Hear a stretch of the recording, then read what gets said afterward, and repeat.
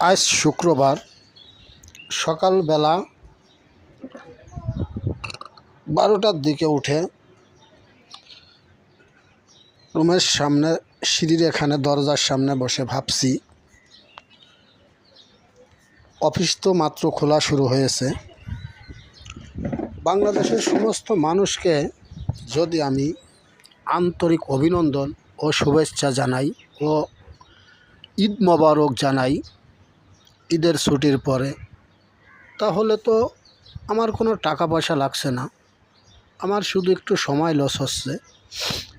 তা আমি যদি মানুষের জন্য ভালো কামনা করি, ভালো দোয়া করি, ভালো কিছু প্রত্যাশা করি, সেটা তো আমার হয়তো গুনাহ হবে না, বরঞ্চ সওয়াব হবে।